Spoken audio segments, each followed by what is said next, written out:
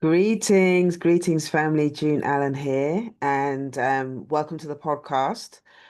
Oh my gosh, so welcome to part two as well of me exploring what it means to live in the promises of recovery. This week has been my 15 years in recovery. I'm in multiple fellowships, and yeah, this week has been I've been in recovery for 15 years. So I wanted to use this opportunity to share with you.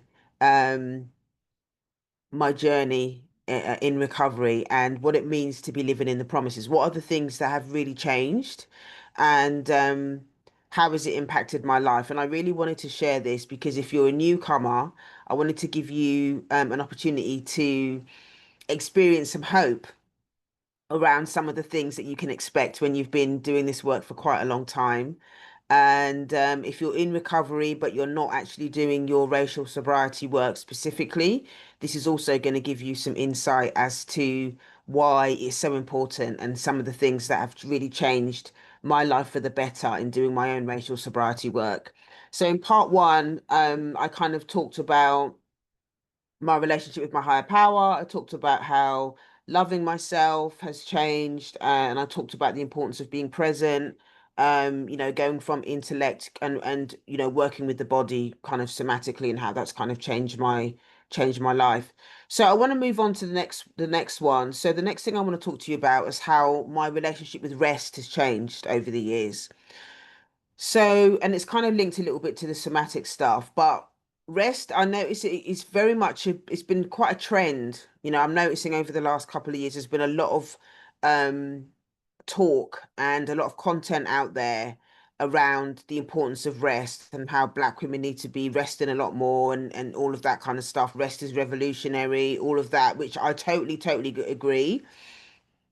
I love the work done by the Nat Ministry. I love her book. I've been following her for years as well, and all of that is so on point. But I know for me, I felt like the somatic part was a part that is not talked about enough. And this is my therapist head coming into this conversation, because a lot of, well, and even in talking to clients, a lot of people talk about wanting more rest. They know that they need more rest, but they don't understand how to rest. And also, they don't always understand why rest is so difficult. And these are the conversations I think that are missing that we need to have a lot more of. And I know for me, my body was it's almost like my body was wind and my psyche was wind up like a really tight coil. Yeah. And so resting for me felt very difficult. And I remember having this conversation with one of my old sponsors, and she would just say to me, oh well, just go to bed, just go to bed early. But what I didn't realize at the time is that my nervous system was so fried and so wired. I was wired and tired. So I was absolutely exhausted, but at the same time, I just couldn't go to bed. And that's because my nervous system was constantly being activated. It was constantly being activated because of the stuff that I was doing in my step work. Okay, because recovery does require you to talk about and explore things that are often quite difficult. So I realized that I was quite wired by the stuff that I was talking about, but also at the same time, living in a system, okay, living inside a system in the present that is still re-traumatizing, it's particularly melanated people over and over again. So my body doesn't relax because it's always hypervigilant. Rest and ease and slowing down, those things did not feel safe in my body. Okay, because of my history, because of the stuff that I'm talking about in my step work, and also the current situation. With all of those things going around, and I'm constantly activated. I'm constantly being activated. So my body it doesn't feel safe for my body to slow down. And also there was I realized that in a relationship that I was in, that a lot of my trauma happened at night. A lot of my trauma happened at night, and I was in this relationship for quite a long time. I was in this relationship for years. So I say that to give you some context around now I understand why it was why it was difficult for me to sleep, and why sleep has been such an issue for me, because all of that trauma without processing it meant that I couldn't, there's no way that my body's going to fully sleep. I don't know, there's no way that my body's going to fully rest, because rest is not safe. Okay. So over the years, I've had to learn how to, number one, understand why my body was so hypervigilant. And then I had to use tools to retrain my body, retrain my nervous system, to rewire it so that it begins to understand that actually it's okay. It's okay for you to be rest. And I actually, and as strange as this may sound, I had to learn how to do rest in smaller chunks. And also I had to learn how to do rest in different types of ways. So as an example, just going for a walk in nature, okay, is a form of rest, because it gives my brain a chance to kind of, just being in nature itself, there's something about being around trees and being around grass and all of that kind of stuff where my nervous system likes that. My body feels calm when it's in nature. Whereas at that time, if I decided that I was just going to sit in silence, my nervous system cope with that, because it was just too much solitude or too much rest. The intensity of the solitude was just too much. I know that sounds really strange, but the solitude just felt overwhelming, because as soon as I'm quiet, I can feel everything, and my brain is doing, is working overtime.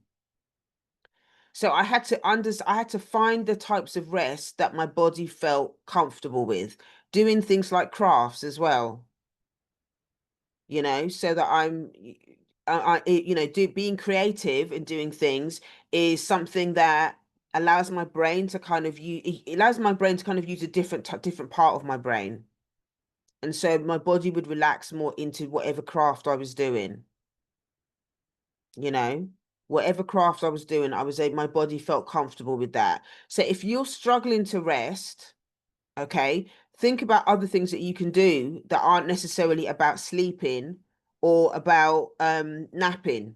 If you struggle to do that, just going for a walk. Sometimes you need to find, and also the other thing that's really good about walking is that it gave me an opportunity to kind of discharge any anxiety that's there. So I'm probably more likely to rest if I do something to kind of discharge my energy. Sometimes before I go to bed, I have to do shaking meditation, because my body, there's sometimes anxiety and stuff like that. It gets built up and gets trapped in my body. So I can't sleep. My body can't wind down. I have to take my body through stages to rest. So instead of getting frustrated with myself about not being able to sleep or not being able to nap or whatever, now I've got different types of rest tools that I use that really help me to rest. And I find that now, I find it a lot easier now to meditate, to be in solitude, to be in stillness. I still have moments before bed where I feel activated and stuff like that. Excuse me, I thought I'm going to sneeze. Oh, excuse me. Um, yeah, I still have moments where I feel like, where I feel my nervous system feels activated, but now I've got tools and I don't get frustrated with those when I feel like that. I'm more compassionate to how my body's responding. And basically, again, within the context of listening to my body a lot more, I'm more curious about what's happening, like what's going on for me. What is there something specific that really activated me, which is making it difficult for me to kind of wind down and stuff like that.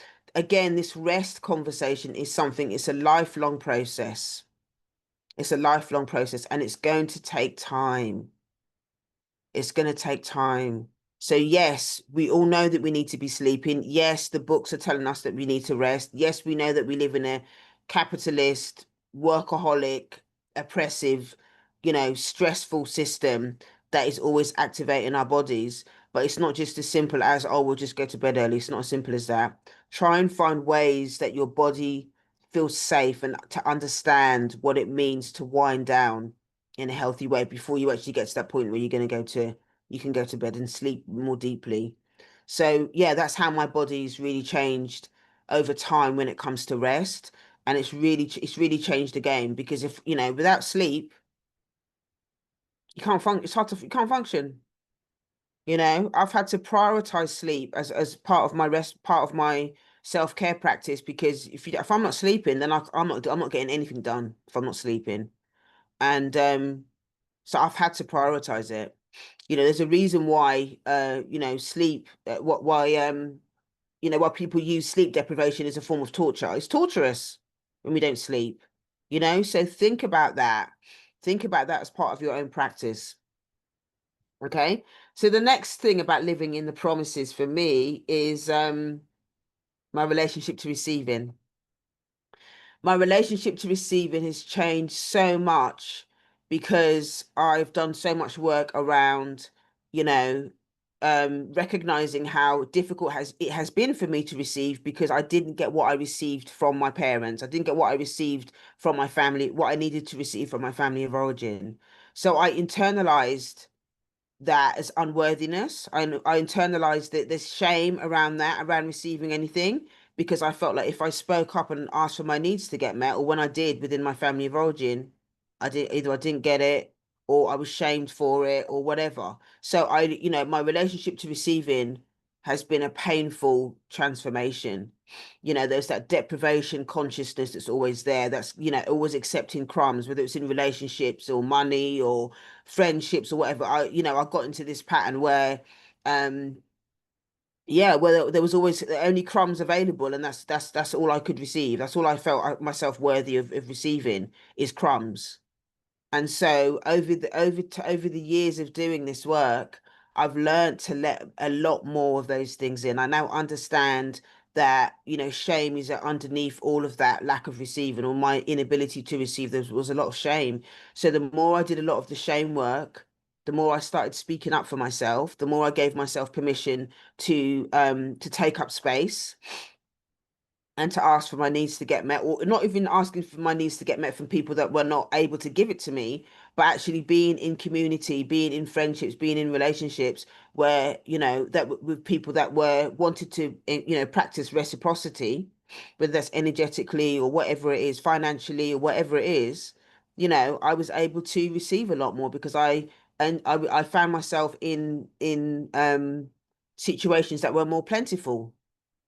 you know I put myself in positions where, I had to get used to asking, not from people that didn't have it, but asking in places where there was lots of where there was abundance, and giving myself permission to actually receive those things. And that's been a real game changer in terms of my business, in terms of my relationships, in terms of my friendships, all of that kind of stuff. It's been really, really good to be able to turn that around and give myself permission to receive. And when I first started doing it, it was painful. It was painful at first because I'm so not used to it. And when I did start receiving stuff, the shame would come up, like, oh my gosh, am I really allowed to do this? Am I really allowed to have this? Do I really deserve these things? Are people going to resent me if I have this stuff? But these are all old scripts. These are all linked to the old script of the old, wounded, shamed parts of me that are just not used to it. But the only thing that I did in those moments is just to be compassionate to those parts. I would witness those parts and understand what they were saying, but I didn't allow those voices to kind of rule my behavior. Over time in recovery, I learned to be compassionate to those parts, but still ask for what I needed. And over time, those voices get a lot quieter. I can still be compassionate to those voices if they pop up, but they're much quieter. And yeah, and the more I receive, the more I allow myself to receive, it's built my self-esteem, it's built my confidence, it's built the love for myself. So that is really, really important, especially as a black woman, especially as a black woman, because as a community we really struggle to receive, because society, the system is always telling us that, you're only worthy if because of what you can give. You're only worthy if you're a mule. And to set boundaries and to change the context of that conversation to reciprocity, rather than just being a mule and letting everybody take what they can. It's hard to do that, to change that dynamic, and people will get pissed off. when you're not always available to kind of breastfeed them whenever they whenever they want it, but yeah, at the end of the day, you have to that's what the healing is about. The healing is really about, being able to speak up and holding those boundaries, and giving yourself permission to receive, and welcome surrender to the receiving, and just indulge in the receiving, because we deserve it. We deserve it. So yeah, and this is kind of similar to, what I was just saying before. The next one is about how my relationship with my voice has changed. And that's kind of linked to what I was just saying before about receiving. I knew that I needed to speak up. If my life was going to change, I knew that I needed to speak up. I needed to I needed to talk about the secrets that I've held. I needed to talk about my pain. I needed to talk about the shame. I needed to talk about my needs. I needed to talk about my various forms of abuse. I needed to talk about that stuff. So whether it's been in recovery, or whether it's been in therapy, or whatever it is, I knew that I needed to give myself permission to speak up. And that's the only way that things are going to change, because shame cannot survive, okay, in when the voice is open. Shame lives in secrets.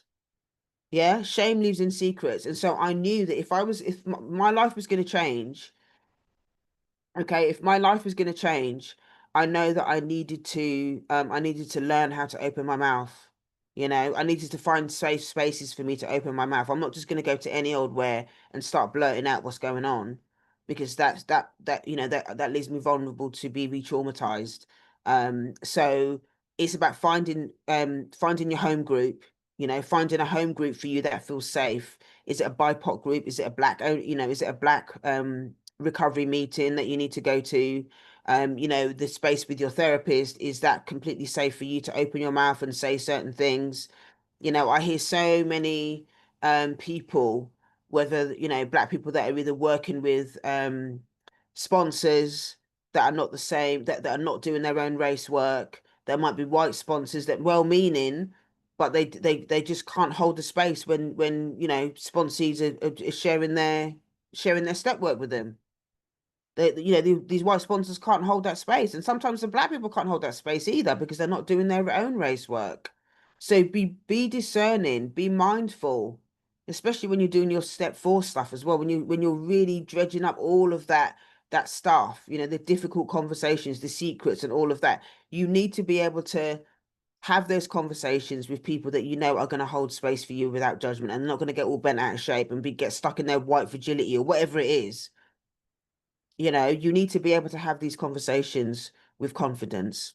Okay. If there's stuff that you can't share with your therapy, with your sponsor, write a separate inventory, and if you don't want to leave the sponsor, you can write a separate inventory and share it with your therapist, or find somebody else in a temporary sponsor to kind of read the stuff that you don't want to share with your actual sponsor.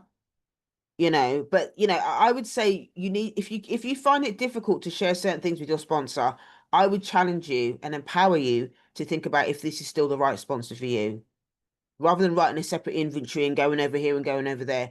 Why do you want to stay with that specific sponsor if that sponsor's is not able to hold that space for you, can't hear you? Because being able to speak up is an important part of this racial sobriety work, because we've been trained to keep our mouths shut.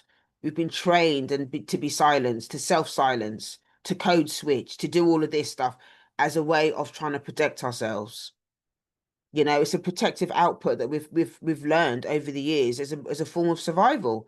So if we're going to heal from this, if we're really going to get in touch with who we are and stand in the power of who we are, we have to have these safe spaces, and we have to have people in our circle, whether it's a therapist or a sponsor or whatever it is, your co-sponsor, outreach folks. There needs to be people that are going to be able to hear what we're saying. So think about that, because when you find your voice, oh my gosh, it's so powerful. It's so powerful. And I've had to switch sponsors, therapists many times. Many, many times I've changed them because I've got to a point, maybe sponsors have only taken me as far as they can, and that's okay, and whilst I'm always appreciative for the sponsors that have given me their time and stuff like that, as you grow, you're going to have different needs. You're going to have different needs. And it doesn't mean to say that you have to, be disrespectful to your sponsor or whatever. I mean, I've not always, if I'm honest, I've not always told every single sponsor the reason why I need to leave, because I don't think that they've always had the listening to be able to hear the real reason why I wanted to leave. And it's quite often because they're not doing their own race work. Sometimes they're not doing their own race work, and they just can't hold that space for me. So I've had to move on to work with other people that can hold that space for me, and that's okay. That's okay for you to make that decision for yourself. So yeah, my relationship with my voice has definitely changed over the years, hence why I'm ending up on this podcast, sharing what I'm sharing. There's no way that I would be able to share the things I share so openly without transforming the relationship that I had with my voice. Yeah. So think about that. Okay. So, just a couple more things that I want to share. I am so less triggered. I don't get as triggered as anywhere near as triggered as I used to. And that's because I've done a lot of work around learning to how to regulate myself. The nervous system work has to go hand in hand with, the intellectual work. There's a lot of talking that happens in recovery. You're talking at meetings, people are sharing at meetings. You have to write step work, you have to share step work. You have to, when you're doing outreach, you'll talk. There's a lot of talking that goes on. If you're in therapy, a lot of us are in talking therapy. Yeah.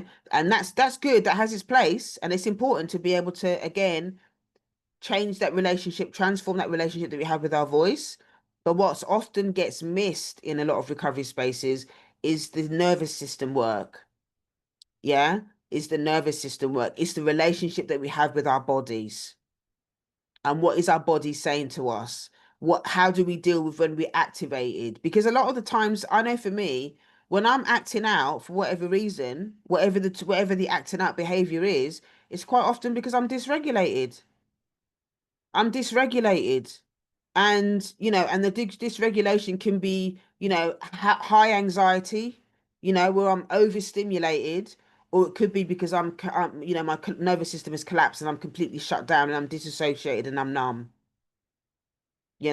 So whether it's the activation or the shutdown, they're both, forms of dysregulation. But because I didn't understand what that actually meant, I knew that I was triggered, and people use that word a lot. But I think when there's more understanding of what that word means, aka your nervous system is dysregulated, then in doing that, I was able to then find specific tools that would help me to get back to kind of ground zero, to help to soothe myself, to help to calm myself. But without an awareness of what's happening in my body, without any understanding of what my nervous system is doing, I'm going to continue to act out because just thinking, oh, stop acting out. I'm not going to stop acting out because my psyche is trying to find a way to self-soothe, being activated, So the nervous system work is really important because over time, what I've then learned to do is when my system is collapsed, if I'm what's the word I'm looking for? If I'm disassociated, that's the word I'm looking for. If I'm disassociated, I have specific tools that are relevant for me that I know that are going to help me to come back online, as it were. I can come back online, almost like being like the internet. I come back online by doing certain things. If I'm disassociated, if I'm really activated within the context of feeling anxious, I'm angry, all that kind of. If I'm really really activated, then I'm going to use a different tool for me to help bring me back online, to help bring me back to ground zero, And so this is something that is such a personal thing, but over time I've learned how to take care of myself. That's how I parent myself. My inner child is no longer running around like not knowing what to do, or not we're not knowing where to go, or feeling like no one's looking after, like my inner parent now looks after my inner child in a different way, and that nervous system regulation is linked to caring for my inner child as well. It's linked to my inner child. It's quite often my inner child that's, in inner teen, that's dysregulated and running around trying to find things to kind of calm her down, whether it's food or, you know, being, doom scrolling on social media or whatever it is, all of those things, or food, food is another one where that I can kind of act out or act in. But now that I understand when I'm activated, when I'm triggered, I know how to look after myself. And that is so empowering to be able to do that. And I don't shame myself for it either. I don't shame myself when I get activated, which I used to in the past. There's more compassion that comes with when I feel activated. It's just like, okay, this part of me is being activated because of X, Y, Z, and I can talk to that part of myself. And then I just think, okay, well, what tool is needed that's going to help me in this situation? And then I practice it. I use the tool, and it's cool. And then I just, do I need to reschedule things? How much time do I need to kind of look after myself? Do I need to call someone? Do I need to go to a meeting? All of these things are ways that I talk to myself and I care for myself. And that is essentially what recovery is.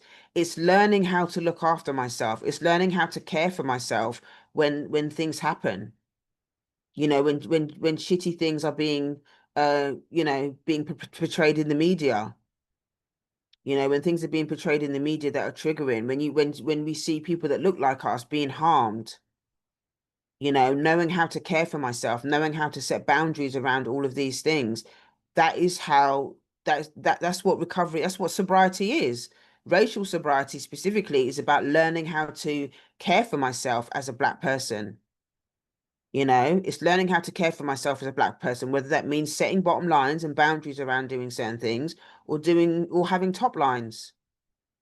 Having culturally comp having cultural top lines, whether that's listening to music or eating Jamaican food, or going to an event that's going to help me learn about my history, or listening to, music that's from my culture and all that kind of stuff. These are all ways that I realign with my culture in a really positive, nourishing way, and not just kind of internalizing all the negative stereotypes and all the crap stuff but the system wants us to cling on to, so that I then feel ashamed of who I am. No.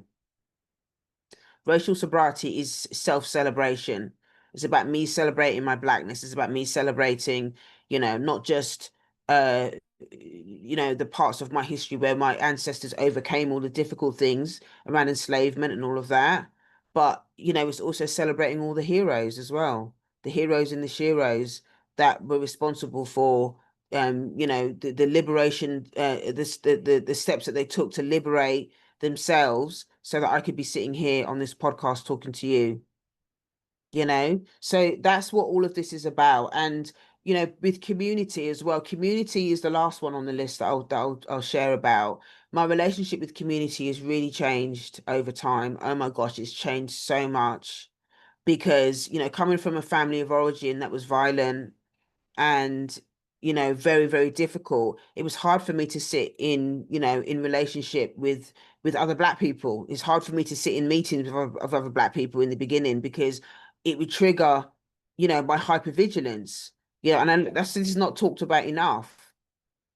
The difficulties it is for us to work together, because of the relationship, the violence, the stuff that we had, the violent relationships that we had within our family of origin, and that we saw in community. How do we sit together and do this work and get vulnerable with each other when our experience of sitting and being vulnerable within our family of origin was terrifying? That these are the conversations that are really important. And, I can say now with hand on heart that with perseverance and honesty, and, giving myself permission to do little and often, and just being really aware of how I'm responding when I'm sitting in meetings with other black people and stuff like that, and having these conversations with my therapist and all of that, and doing all of this stuff in my step work, it's really changed things around because I can practice more discernment now. It doesn't mean that I'm not in fantasy that, every black person is wanting to do this work and every black person is you know, gonna want to be my sister in or whatever, because we all know that not all skin folk is kinfolk. We know that. Not everybody wants to do this work. And there are some people that will still betray there were some people, that black people, that will still betray their blackness in order for them to survive. It can be like a survival thing for them. So I understand that there are some people that do that, but one of the things that I can say that's been really important and that I've learned over the years is the practicing of discernment. I've learned to be a lot more discerning around the black people that are in my circle, with the understanding that not everybody wants to do this work. And like, that's their journey. That's no shade to them. That's their journey. But I also have to practice what it means to be safe as well in when I'm in different melanated communities. And that's part of the work. That's part of the racial sobriety work, is being able to practice discernment. So, oh my gosh, yeah, it's been really good. Um, Going through all of these different things and giving myself permission to really name the promises, what it means to live in the promises. So if you're new to recovery and you want to know what it's all about and what happened, I hope this two-part series that I've done really helps you to have some hope around what's possible when you're in recovery. If you're looking for a therapist, or you want some support and stuff, there's loads of stuff on my website around racial sobriety in recovery. If you're not signed up to my email list, please go to the free section on my website, where you'll find loads of things where you can download and to help you, as both in your therapy journey and your recovery journey and stuff like that. If you've got any questions about anything that I've shared today, you can email me at info@yardofgreatness.com. Thank you so much for allowing me to be part of your recovery and your healing process. And I will see you next time. Take care. Bye bye.